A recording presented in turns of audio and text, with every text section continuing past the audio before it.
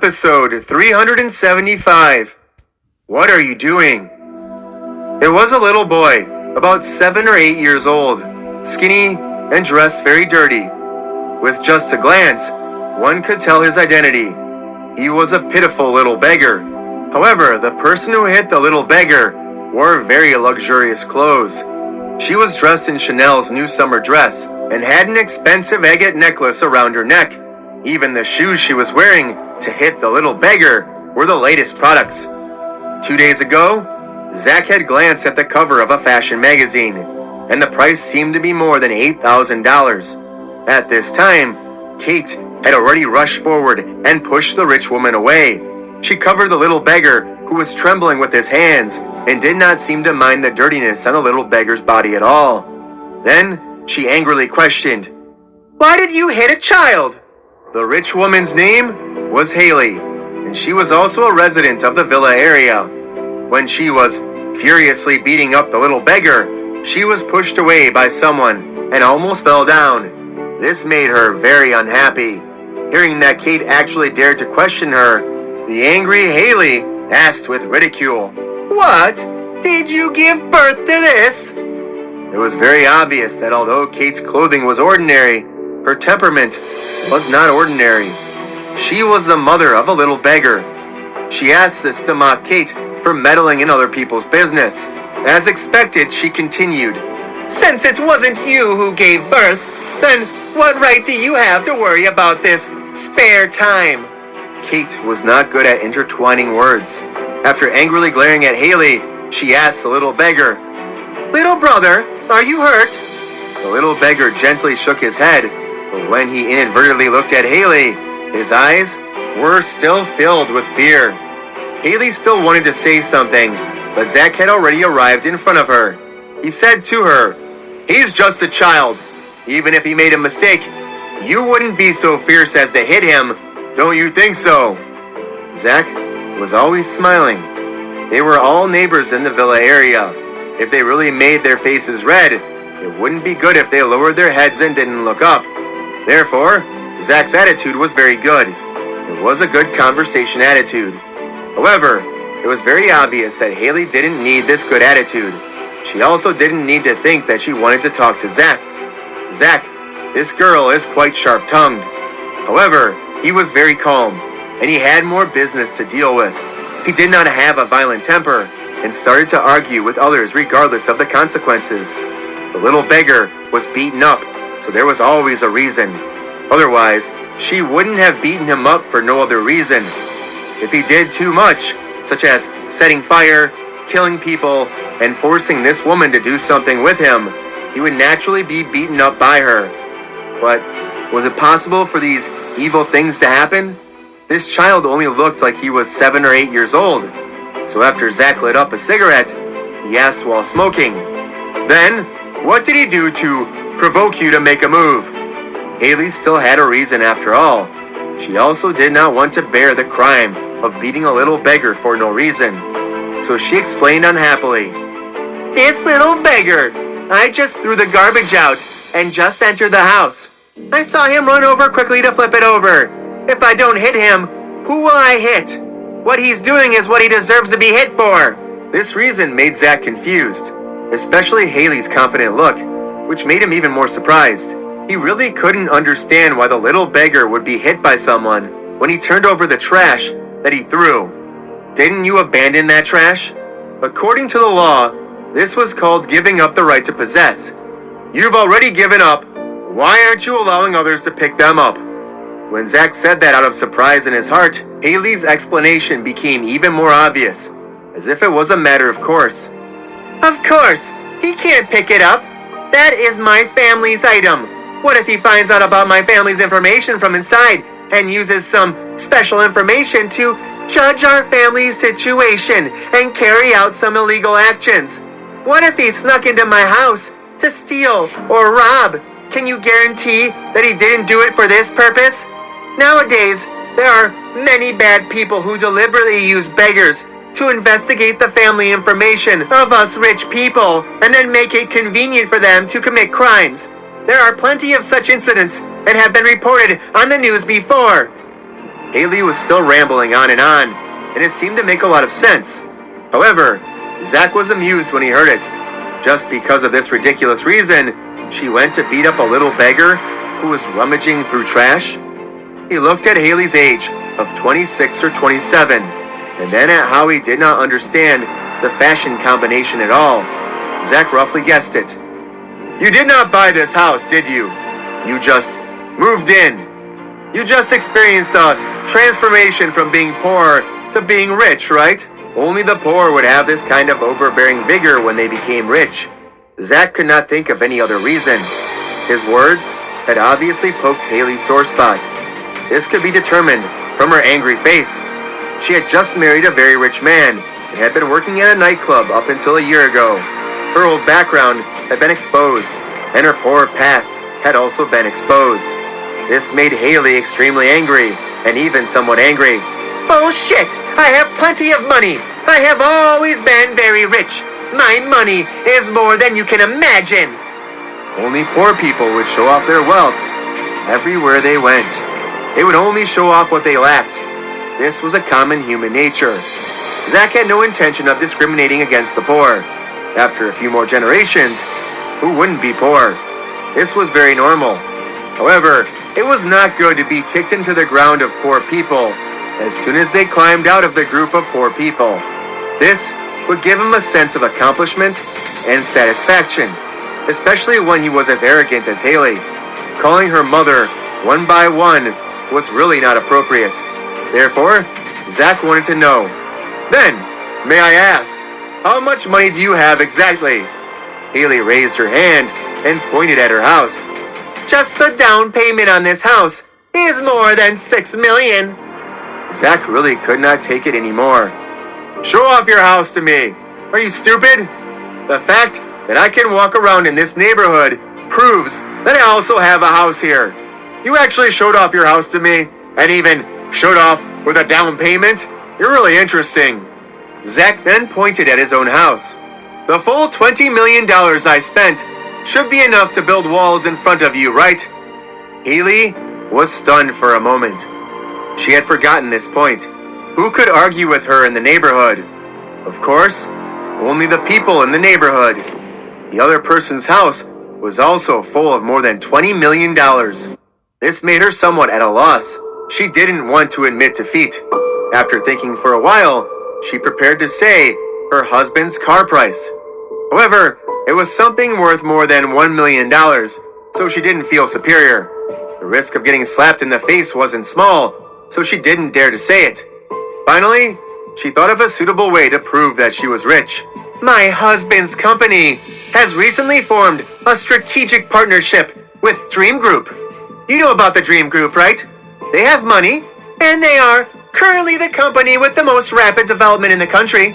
The Wind Chaser is even more famous overseas. Yes, we have reached a strategic partnership with Dream Group. My husband will have lots of money to earn in the future. It will definitely be beyond your imagination."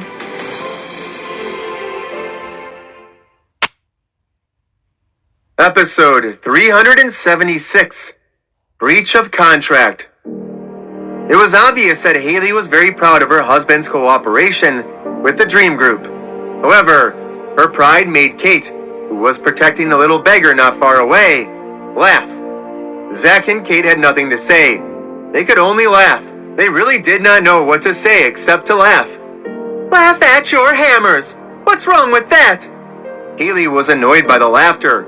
She was so angry that she scolded immediately. It seemed like she had eaten quite a bit of manure. However, after she finished scolding them, she instantly changed into a smiling face. The speed at which she changed her face could not even keep up with the speed in which she changed her face. "Hubby, you're back!" A fat man ran over from afar with a flattering smile on his face. Haley excitedly went up to him and twisted her little butt in a very flirtatious manner.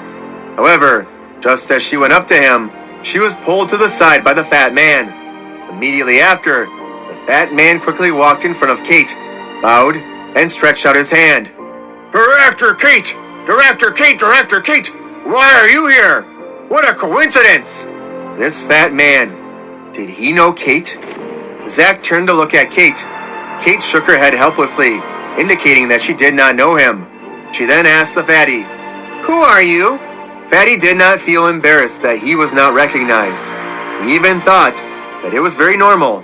"Director Kate, you don't know me? I am the general manager of Time Company, Sonny. I just took over the special projects of the later production of your company's new series. When I went to the company's headquarters to sign the contract, I saw you from afar. I didn't expect to see you here. What a coincidence. All right, do you live in the neighborhood too? We are really faded." Kate suddenly understood. She had said it before. Why didn't she remember that there was a troublesome Time Company among the company's strategic partners? It turned out that it was a small company that had been subcontracted for the later stages of production. It really could not be passed into her ears and was not qualified. However, at this time, the fat Sonny's words stunned Haley. She vaguely remembered that Sonny had told her that the boss of Dream Group was a woman. She was very beautiful, especially young, and her surname seemed to be Kate. Could it be this woman in front of him? Haley felt extremely awkward when she thought about how she previously proudly showed off her husband's company and Dream Group's strategic partnership just now. However, embarrassment was not the most important thing right now. The most important thing was that she had just scolded her husband's boss. It was over. Haley's thoughts were about to cool down, but she still wanted to quickly remedy it. She was afraid that this matter would cause great trouble for her husband. Hence, Haley hurriedly smiled and went forward. Her husband was also full of flattery. "So you are Director Kate. I'm really sorry. I am really looking down on you. I told you that you have an elegant temperament and you look like a noble person." Sonny was very satisfied. It seemed that his new wife had even helped him establish a diplomatic relationship with his wife. If that was the case, it would be much easier to get more benefits from Dream Group and earn more money in the future. But in the next moment, Kate's words made Sonny's heart skip a beat. Kate said to Haley, "You didn't say that just now. You were cursing and cursing happily just now." Sonny was originally glad that Haley helped him establish a diplomatic relationship with his wife. But when he heard this, he was instantly dumbfounded. Cursing? Haley actually scolded the boss of the Dream Group. In a panic, he quickly came to Haley's side and questioned her sternly. "What did you do just now?" Haley said in a panic, "I didn't do anything. I didn't do anything. Speak!" Haley only spoke the truth after Sonny angrily questioned her. In front of Kate, she also did not dare to lie, so she could only slightly change her words. But no matter how gentle the wording was, it could not change the nature of the matter, let alone the past of her being the young miss. It was destined that her cultural standards were not high, and she did not have any more gentle actions to change her previous actions. When Sonny found out about the truth of the matter, he slapped Haley with a big slap, causing her to fall to the ground. "Is there something wrong with you? He was just a little beggar. He picked up the trash. If you don't like him, then kick him out. That's it. Why did you hit him? I spent $8,000 to buy a pair of shoes for you, but you used it to fight? Is there shit in your head?" Sonny looked at Haley, who was lying on the ground with a wronged face. He was really angry. There was definitely something wrong with her. If she hit the little beggar, she would hit him. That was not the main point. The main point was that she could not mess with anyone. Why did she have to mess with the beautiful boss of the Dream Group? The more Sonny thought about it, the angrier he got, so he gave her another kick. After that, ignoring Haley's cries and begging for mercy, Sonny once again smiled and moved in front of Kate. When he passed by Zach's side, he disliked Zach being in the way, so he pushed open the door as if he was pushing a door in the way. When he came in front of Kate, Sonny quickly apologized. "Director Kate, my wife was blind to have offended you. I'm really sorry. I will apologize to you on her behalf." I will teach her a lesson tonight. Please, don't be angry. Kate ignored Sonny and helped the little beggar up. Then she held the dirty little hand. When she left with the little beggar, Kate said to Sonny, "You said your wife was blind. I think you are too." Sonny did not understand. Only when Kate walked to Zach's side and held his arm did he react. He had long heard that the beautiful boss of Dream Group was the woman of the chairman, Zach. At this moment, Kate dared to openly hold that man's arm and call him husband. Sonny finally understood. The man he had pushed away as a bodyguard was actually the chairman of the Dream Group, Zach. It was over. His wife had scolded the chairman and the general manager, and he had pushed the chairman away like a door. Will Time Company have a better relationship in the future? Director Marquez! Director Kate! I really looked down on others. I'm sorry! I'm sorry! Sonny's apology came from behind, but Zach and Kate did not respond to him at all. The little beggar accompanying him softly muttered, "He is not a good person either. Last time when I was rummaging through his trash can, he got the driver to beat me up. I ran fast. He didn't catch up." Just as he was thinking about Haley and Sonny, Kate, who was beside him, apologized. "I'm sorry, husband. I didn't know that there would be such an insensible and unruly person in the company." Zach smiled and scratched her nose. "What does it have to do with you? No one would have thought of this." Kate felt warmth in her heart. After responding to Zach, she said to him, "Tomorrow, I will arrange for people to end the collaboration with Time Company, but that movie seems to be almost finished in the later stages, so the compensation for breach of contract." Without waiting for Kate to finish, Zach waved his hand. "No compensation. Just find an empty shell company to transfer the responsibility. If he wants to sue, then go and sue the empty shell company."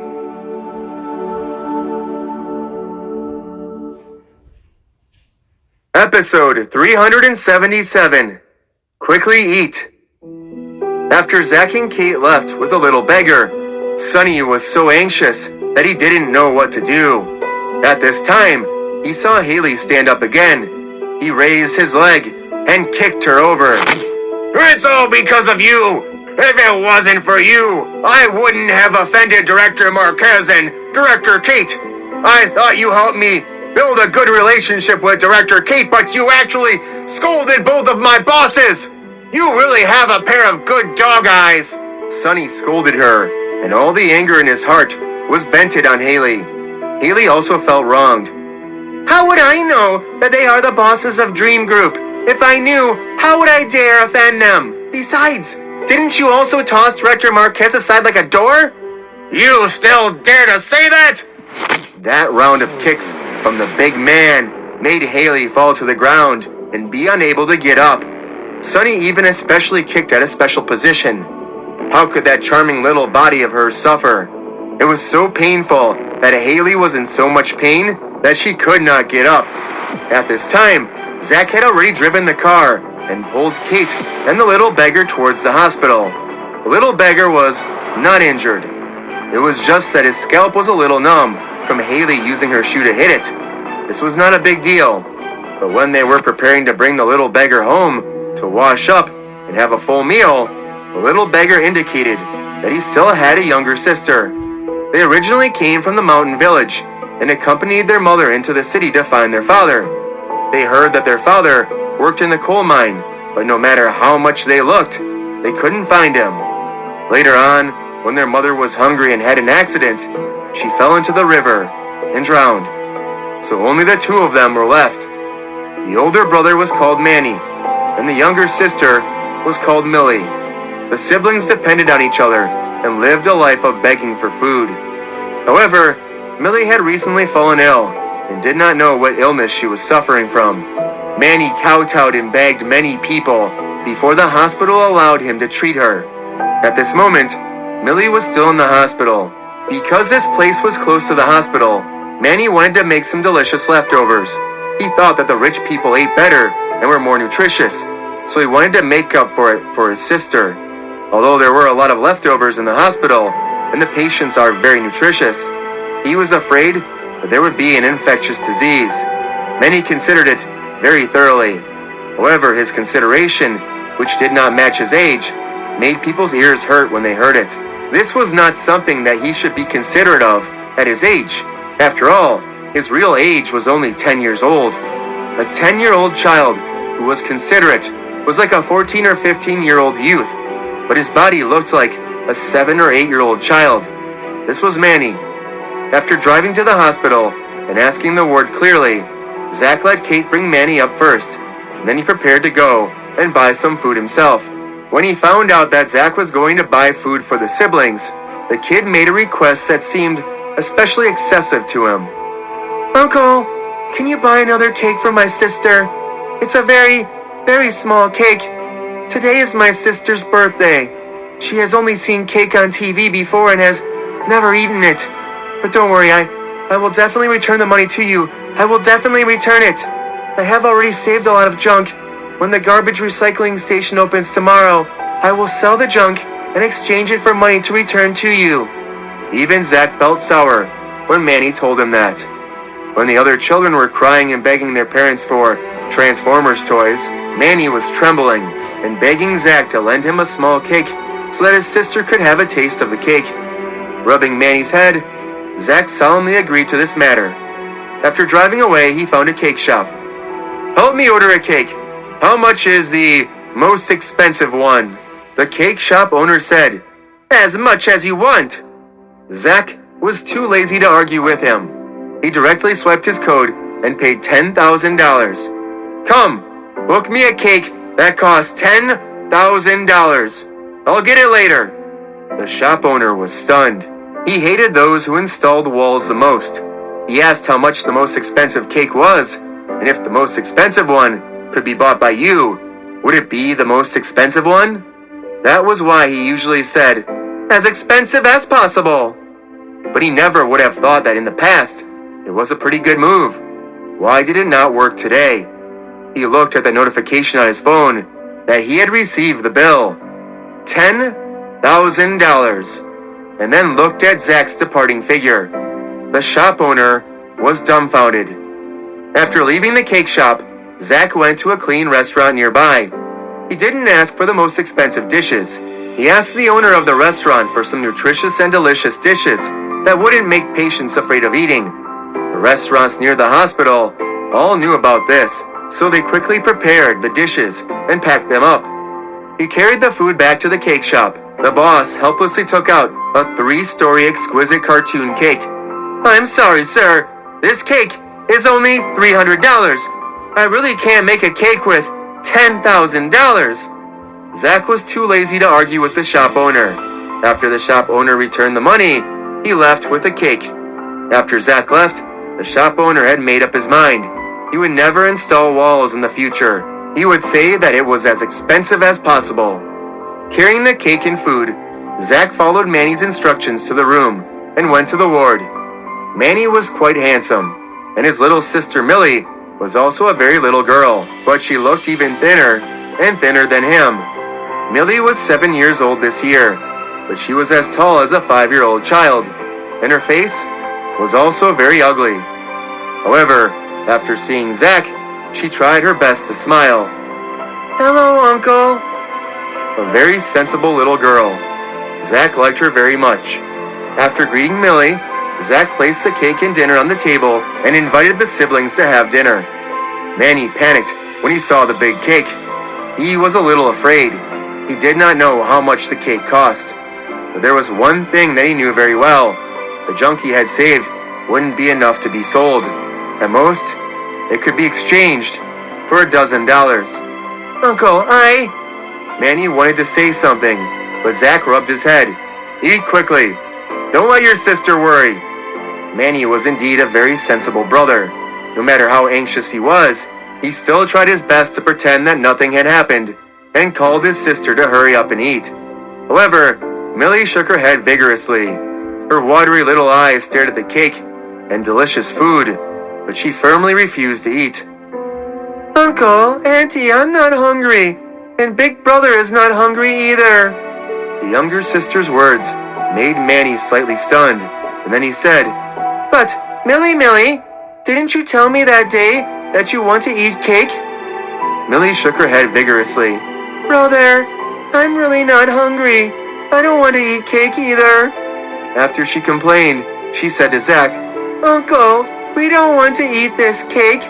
We don't want to eat dinner either. It's very expensive." Only then did Zach and Kate realize that it wasn't that Millie didn't want to eat, but that she didn't dare to eat it.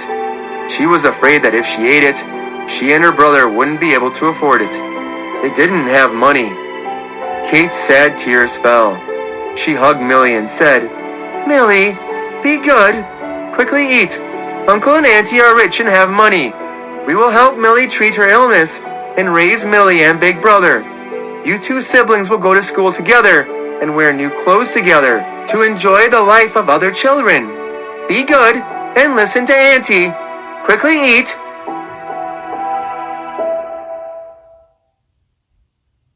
Episode 378.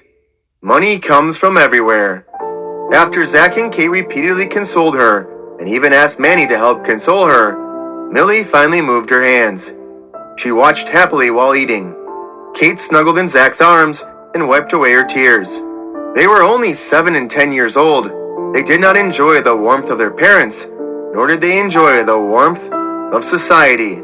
They could only hug each other to keep warm. It was very heartbreaking. He lightly patted Kate's shoulder, indicating that she should accompany this brother and sister. The two of them were good. Zach went out of the ward and found the attending physician. Speaking of the siblings, the attending physician, Muller, also had a conflicted expression on his face. "It's not easy. There are rules in hospitals. I am not the deputy director of the hospital, and I don't have the right to absolve the medical fees and surgical fees. All I can do is to pay $5,000 in advance to stabilize her current condition. Millie has congenital heart disease, and this time, it is the pharyngitis caused by the cold. The situation is a bit serious. I've already done my best to treat and help her, but regarding major surgeries like heart disease, without 200,000 or 300,000, it would not be possible. The two siblings do not have medical reimbursement. This..." Muller seemed to be a very difficult person. He had over $200,000 savings in this family, but he still had his own child to take care of. There were elders and children, and his family also needed to live. Therefore, Zach understood Muller's situation very well. It was already very kind of him to be able to take out $5,000 from his own pocket. "Thank you, Dr. Muller, but you don't have to worry about the money anymore. The money for the surgery will be contracted by me, including the fees related to the hospitalization period. You should arrange the surgery as soon as possible. I will go and pay the $500,000 deposit first." Muller was very surprised, and then he was very impressed by Zach's actions. It was said that wealth was heartless. This rich young man was very caring and full of positive energy. After paying the hospital deposit, Zach returned to the ward. At this time, Manny and Millie had already finished dinner. Millie's big bright eyes glanced at the cake from time to time. When Kate expressed that she could eat the cake now, Millie refused. "Uncle is not back yet." Zach just happened to walk to the door at this time. He pushed open the door and entered the ward with a smile. "Uncle's ears were burning. When I heard you were talking about Uncle quickly came back." Zach smiled and teased Millie. Millie was also very happy. Kate helped Millie take a picture, and Millie smiled like a bright flower. Even her previously pale face looked much better. After looking at the picture, Millie asked in embarrassment, "Auntie, can you help me print the photo? I want to look at it more." Of course, this could be done, and it was not difficult at all. Zach immediately took Kate's phone, and with Muller's help, used the colorful printer in the courtyard to print the photo. When they returned to the ward, it was already very noisy. Manny and Millie's faces were full of cake. They were smiling very brightly. Of course, this was Kate's masterpiece. Otherwise, how could the siblings be willing to waste so much cake? Using her little tongue to lick the cream at the corner of her mouth, Millie's delicate and pretty face was filled with a happy smile. When she lit the candle and made a wish, Millie earnestly made a wish under Kate's guidance. But she did not know that she could not say her wish out loud. I hope that my body can recover. In the future, I will make a lot of money with my big brother. Go and thank Uncle and Auntie, and thank all the good people who helped us. After eating the cake in a lively manner and playing for a while in the ward, Zach and Kate prepared to leave. Zach had already contacted the accompanying nurse, and the accompanying nurse had already come over. With professional staff taking care of her, Manny could also sleep soundly tonight. Only then would he have more energy to accompany Millie for the surgery tomorrow. But before he left, Millie hugged Kate's neck and whispered something to her. On the way out of the hospital, Zach asked Kate what she said. Kate smiled and said, Millie said that tonight is the happiest day of all these years. Thank you. And also thank me. Zach was very surprised. Is there a need to whisper about this? Kate replied, Who knows? How can we guess a child's thoughts? That was true. A child's thoughts were too wild, and it was not easy to guess. After driving back to his residence, Zach saw Sonny, who was sitting at the door with Haley, before he even got out of the car. Recalling the suffering that Manny and Millie had endured through no fault of their own. After getting out of the car with Kate, Sonny quickly ran up with a smile on his face. Director Marquez! Director Kate! You are back? Zach ignored Sonny and walked straight home with Kate in his arms. After opening the fingerprint lock, Kate entered the house. Zach followed behind her into the house. Sonny even stretched out his head and wanted to enter the house. Without saying another word, Zach kicked Sonny's fat body out. Haley, who was at the back, immediately became anxious. What right do you have to hit people? She did not know if she really cared or pretended to care, but in short, she was quite emotional. However, there were people who were clearly more agitated than her. Sonny, who got up from the ground, ignored the black footprints on his chest. He swung his hand, and a loud slap landed on Haley's face. I brought you here to apologize! His purpose was to apologize, but now he was scolding her again. How could Sonny not be angry? Director Marquez, you are a big man! He did not finish his words. Zach slammed the door shut. Sonny was really angry. Some of them were dissatisfied with Zach, and some of them were angry at Haley. This idiot. He felt that Haley was a stupid pig. Apart from causing trouble and breaking her legs, there was nothing else he could do about it. What else can you do besides cause trouble for me? Sonny angrily left. Haley's face was full of grievance, but when she looked at Zach's room, her eyes were full of hatred. She felt that this matter was all Zach and Kate's fault. If it wasn't for these two meddling in other people's business, how would she ever have offended them? After leaving Zach's house, Haley took out her phone.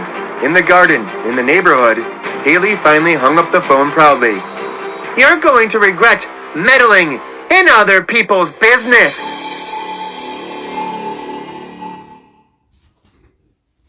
Episode 379, A Weak Trace. In the room upstairs, Zach was chatting with Kate when banging sounds came from downstairs. Someone was pounding on the door, and his movements were quite rough. He didn't know that it was late at night. Who had such little respect for others? Zach went downstairs. He didn't even bother to look at the surveillance cameras at the door, and directly opened the door, because he didn't think it was necessary. If he looked, it was a fight. If he didn't look, it was a fight. It was the same whether he looked or not. In fact, it was the same. The moment Zach opened the door, there was a fist that was beating subconsciously. However, this time, it did not hit the door. Instead, Zach grabbed his arm and pressed it downwards. That person was in pain.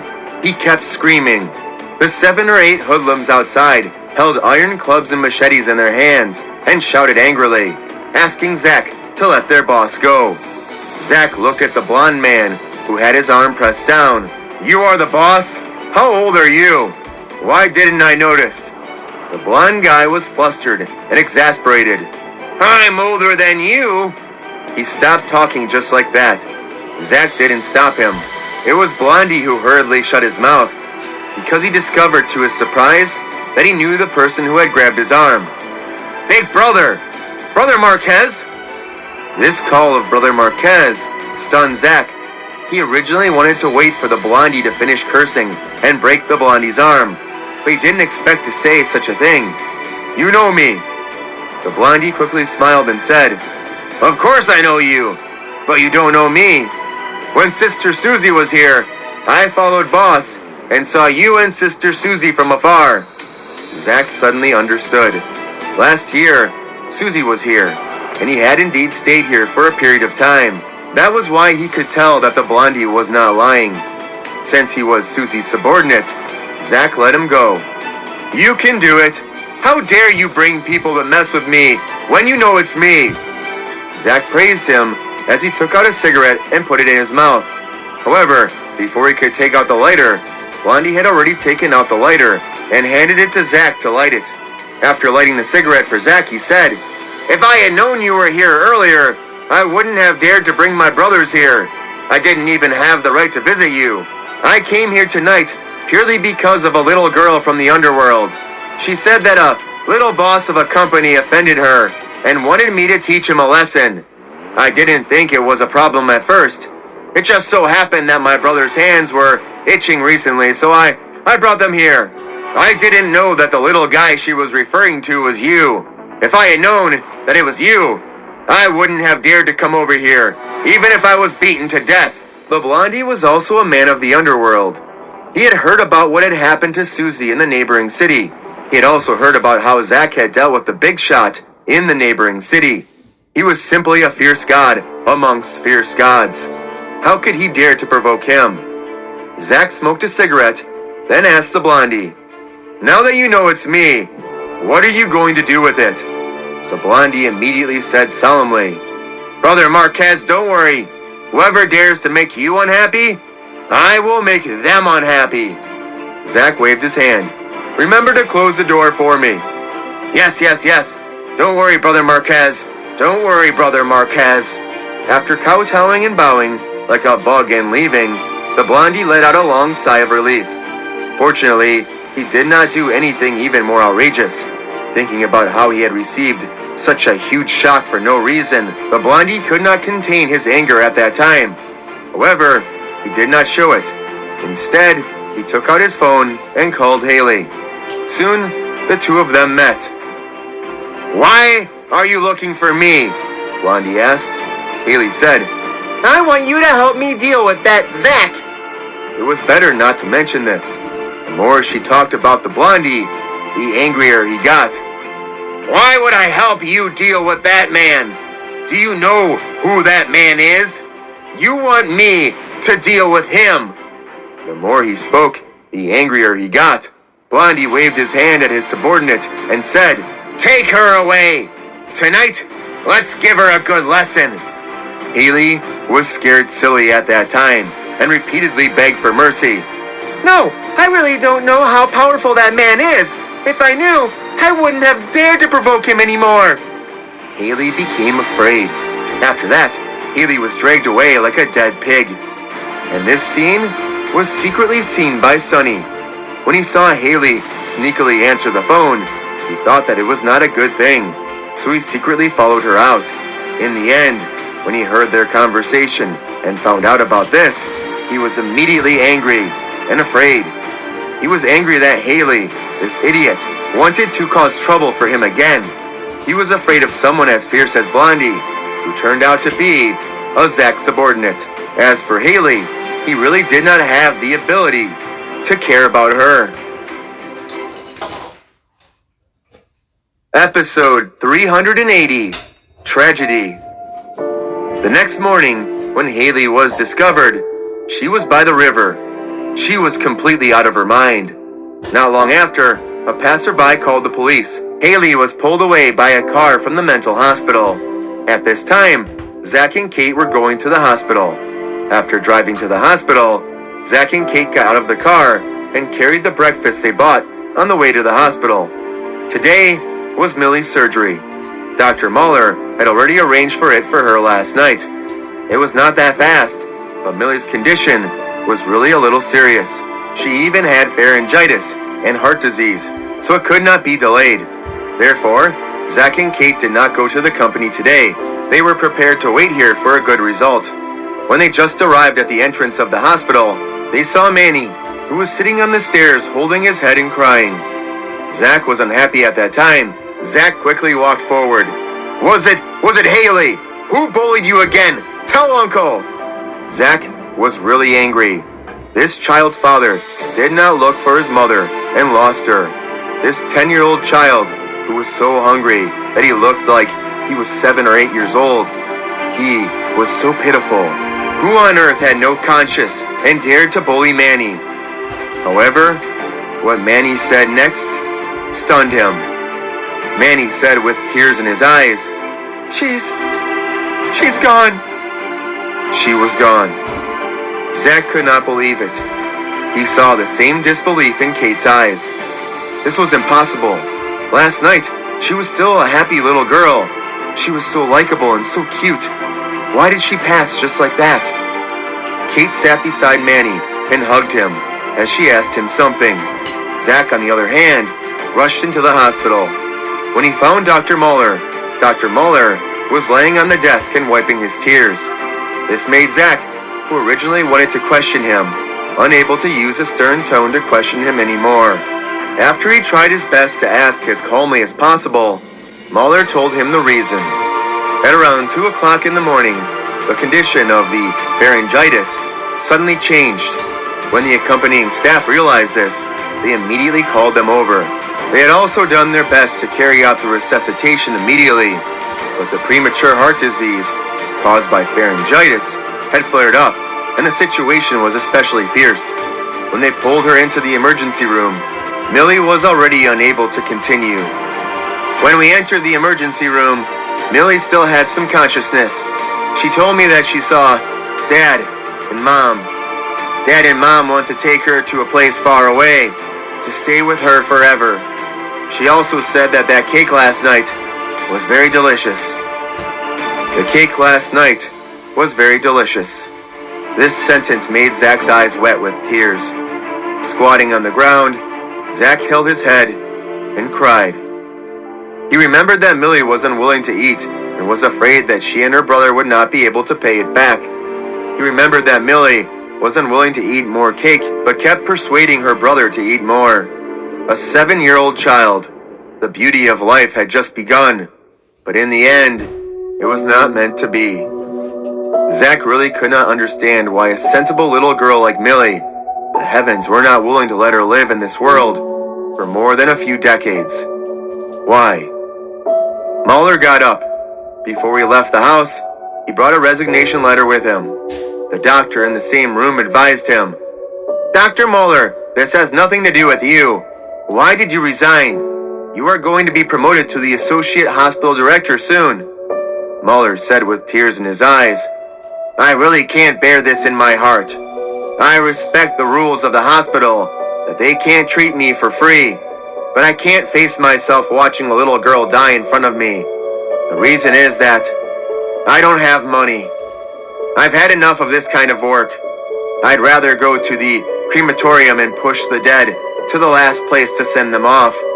I don't want to see living people become dead one step at a time in front of me. I have the ability to save them, but I can only watch her die.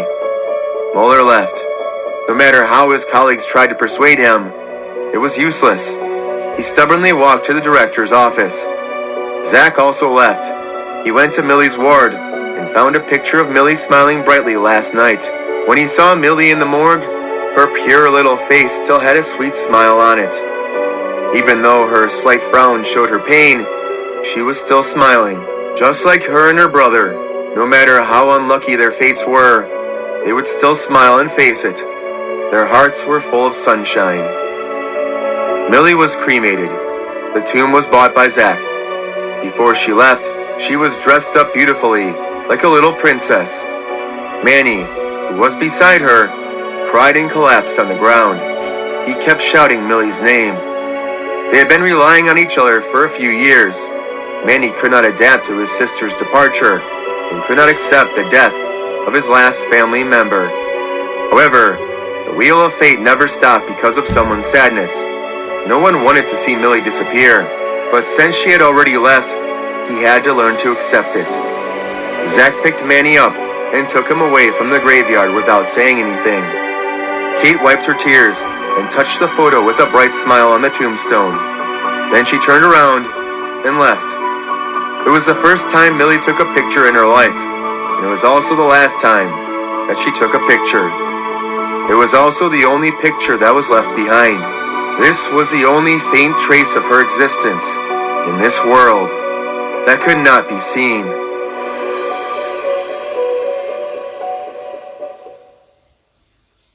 Episode 381, A Huge Mistake. Manny was brought back to Zach's residence, crying. He must be really tired. He hadn't slept well for the past 2 days after his sister passed away. So, not long after he entered the bedroom, he fell asleep on the bed. Zach and Kate did not let him change his clothes. He was already too tired. They let him rest well for the night. After coming out of Manny's bedroom, Kate's eyes were filled with tears. Zach hugged her and gently kissed her forehead. He did not say anything. No one was willing to accept Millie's death, but they had to accept it. Just thinking about how a 7-year-old girl was gone made people's hearts tremble. They really did not know how to accept it. The next morning, Kate woke up early to prepare breakfast. However, when Zach knocked on the door and entered the house to call Manny, he found Manny was already gone. The bedding on the bed was neatly folded. There was a piece of paper with a crooked note written on it. There was also spelling on it. Manny left a message and said, "Thank you, Uncle and Auntie. Thank you for celebrating Millie's birthday. She is very happy. Thank you for caring and taking care of Millie. Thank you for making arrangements for her after she dies. I will repay you well in the future. Thank you." Zach quickly went downstairs to find Kate, but he found that Kate did not know where Manny had gone. When she woke up, she tried to be as quiet as possible, afraid that she would wake up Manny. But who knew that after making breakfast, Manny was gone. "You go to the neighborhood to check the surveillance. Follow the trail, and I will go to Millie's grave." Zach immediately made clear the division of labor, then drove quickly to Millie's grave. Millie was gone, and Manny was so young. He did not want any accidents to happen to Manny. He had even discussed with Kate last night that they would adopt Manny for him to study and raise him as a godson. But who would have thought that Manny would secretly leave in the middle of the night? After driving to the destination, Millie's smile on the tombstone was still bright. There was no trace of Manny's arrival. After waiting for a while, they did not find anyone. But Kate sent a message saying that Manny left at almost 12 o'clock last night. It seemed that Manny did not sleep at all. He was just pretending to be sleeping to numb Kate and Zach. Later on, following the surveillance, they investigated and found that Manny had left. As a little beggar, Manny clearly knew more about the city than many people. After 7 or 8 turns, his figure was no longer there, and there was no longer any news about Manny. At night, Kate said with tears in her eyes, "What if Manny suffers outside? How can we face Millie?" Zach rubbed Kate's forehead and sighed. "That's it. If he wanted to, he would definitely find Manny and bring him back home. But after a day of emotional stability, he also understood that since Manny had made up his mind to leave, he would not come back. This little guy was very smart. Although his height was not comparable to his peers, his social experience was much higher than his peers. And Zach was sure that Manny would not learn bad things.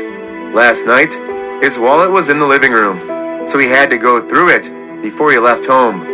When he put it down last night, Manny also saw that there were a few $1,000s in it, but it was not a small amount. Zach had specifically counted it, but he did not care about losing $1,000 or $800,000. He wanted to determine whether Manny would become a means of transportation and leave by counting the money. But the money was not 1 cent less. Manny was not that kind of child who did not ask for money. Since he was willing to pretend to sleep and lie to us last night, it means that he had already made up his mind to leave. He did not want to stay at all. Zach rubbed Kate's head. Let's respect him. Although he was a child, he should have his choice too. Kate also knew that even if she forcefully brought Manny back, Manny would still leave. However, she was still a little worried. During the night, she would ask Zach from time to time, will Manny be taken away by bad people? Will he have his arms and legs broken and beg for money? Will Manny be brought along by someone to walk the path of crime, of stealing and robbing? Kate was very worried, and she was also worried about Zach. However, society had to be embarked upon. Since Manny had already set foot on the path of money ahead of time, and since Manny did not steal anything when he brought his sister along, Zach had reason to believe that Manny's future might not be good, but it would not be long before he embarked on the wrong path. After turning off the lights and lying on the bed, Zach suddenly thought of an old passage in a play. After Manny left for half a month, Kate gradually recovered her mood. It seemed like her work was really busy too. That was why Kate gradually calmed down. However, on Kate's desk, there were still pictures of Manny and Millie on the table. Someone who saw them asked, "Who are these two children? They are pretty cute." Kate would reply with a smile, "These are my godson and goddaughter." Kate's mood stabilized, and Zach was relieved. However, he still sincerely admired Manny. Previously, he had advised Kate not to worry, but at that time, he had used his connections to look for Manny, but was unable to find him. This brat was elusive, and it would be very difficult to find out where he was. Zach's original intention was to find someone to follow Manny. Even if he did not use any help to affect him, he would try his best not to let him get hurt. However, he couldn't do it. Manny's figure flashed and disappeared. It was as if he was deliberately telling Zach that he was safe. Besides that, there was no other way to find him. In half a month's time, he had already traversed 3 provinces. Who knew how a 10-year-old child could do it? Zach compared himself with Manny. He felt that it was basically impossible for him to do that when he was 10 years old. From this, it would be seen that Manny had quite a lot of social experience. Therefore, Zach withdrew his men and did not look for him anymore. As long as he knew Manny was safe, that was enough. This morning, after having a warm chat with Kate, Zach picked up his suitcase. He was going to leave again. This time, he was going overseas. The annual award for the Wind and Cloud carriage was going to be issued. He had to be there. He didn't find his godson, and neither did he find his father. Why did he lose his godson and his father? You raised yourself at home until you were white and fat. When your husband comes back, I'll bully you properly. Zach's parting words made Kate's face turn slightly red. He's outside. What nonsense are you talking about? Zach held Kate in front of him. Am I speaking nonsense? Can't you feel it yourself? Kate's face became even redder. Hurry up and leave. I should also go and pack up for work. Be careful. Don't let anyone see you. At this moment, Louis, who was also living in the villa area, rushed over. Kate was the one pulling him along every day when she went to work. The old man was too lazy to drive and used his status as a CFO to openly rub against the CEO's car. At this time, Louis asked, What's there to be careful of being seen? Zach, come over and take a look at Louis. What's there to be afraid of? Zach hurriedly carried Louis on his back and got into the car. Episode 382, A Prodigal. The World Annual Wind and Cloud Auto Awards was hosted by an independent non-profit organization, the WCA, which represented the world's highest level of honorary car awards for more than a decade. Moreover, the values of this award was very high. It would basically be targeted at the direction of the sales. Therefore, countless car companies aimed at this grand award, hoping to win this grand award. In the past years, many car companies had their eyes on this big prize. But this year, everyone's eyes were focused on the other awards, because each car could only get one prize.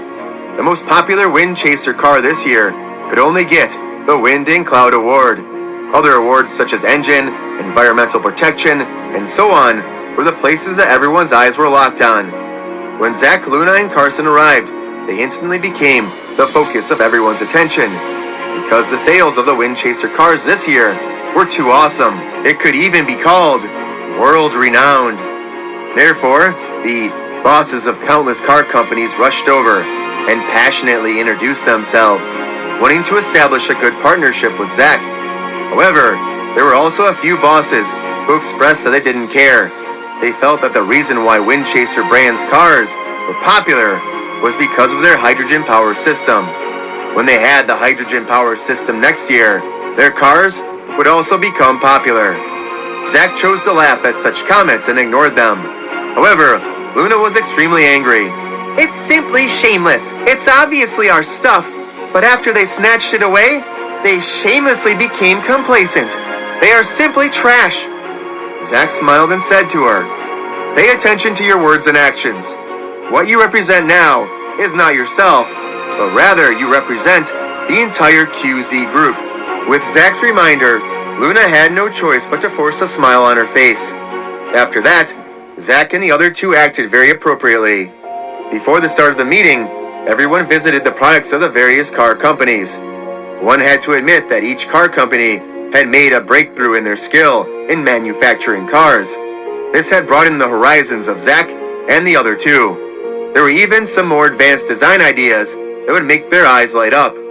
Especially Carson and Luna. They had been immersed in the car industry and often sighed, "What cars can be built like this?" They felt that this trip was not in vain.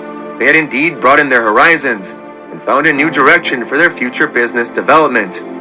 When it was past 8 o'clock in the evening, it was finally time for the main event, the award ceremony for the 6 major awards.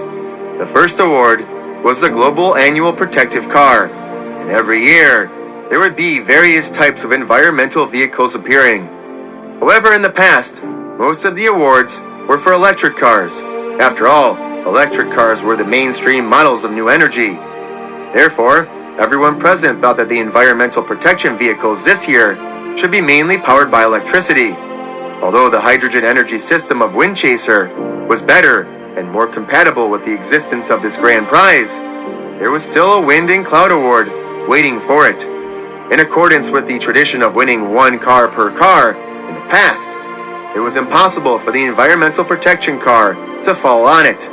However, when the person in charge of the organizing committee said the words, "Wind Chaser," after a series of nonsense, Zach was stunned. Not only was Zach stunned, but the other car companies were also stunned. If Wind Chaser was going to win the Environmental Protection Award in one car, then who was more qualified for this year's Wind and Cloud Award? All the other car companies were excited. Since Wind Chaser did not win the Wind and Cloud Award, it was very likely that the award belonged to them. The boss of a foreign car company said proudly, "This year's Wind and Cloud Award is not for you. This proves that the organizers have good judgment. Your manufacturing skills are not good enough.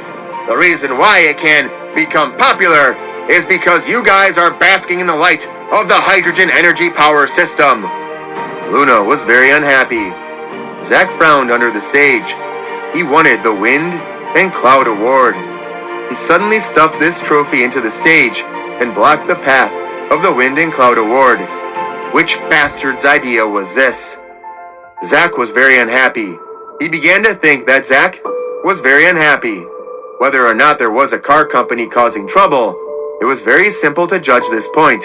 He just needed to see who took the Wind and Cloud prizes, and he would know. After Carson got out of the car, the organizers gave out 3 awards: the World Annual Design Vehicle, World Annual Presence Vehicle, and World Annual Luxury Vehicle. They were all won by foreign car companies, and the venue also burst into applause. Now, there were only 2 awards left. One was the World's Annual Performance Vehicle, and the other was the Annual Wind and Cloud Award. Zach waited quietly. Luna and Carson, on the other hand, were still a little happy. They did not know what the award meant to Zach, Therefore, they felt that getting an Environmental Protection Car Award was not bad. After all, it was worthy of its name. Especially Carson. When he looked at Big Boss, who was empty-handed, he deliberately asked, "Are you guys ready to go back empty-handed?" Big Boss was a little unhappy. It could be seen from his expression. But he still said, "We want the Performance Award. That is the award with the highest value. We must get it." "I hope you can do as you wish.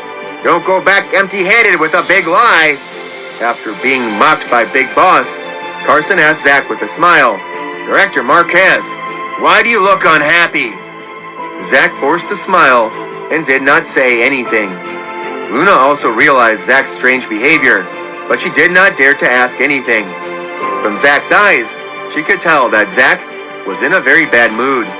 However, at this moment, the global annual performance vehicle that the organizers of the award ceremony gave out once again shocked the entire audience, because the chairman clearly said, "Wind Chaser!" He was not saying the name of a country. He was talking about a brand of cars. He was saying Wind Chaser had won the award again. The problem was, Wind Chaser had already won an environmental award. How could there be a second performance award? Zach was stunned. Luna, who was next to him, was also stunned. Everyone on the scene was stunned. Big Boss was even more unhappy. He stood up and shouted without any manners, "Why did Wind Chaser car get 2 awards? This is a mistake! This is a big mistake from your organizing committee!"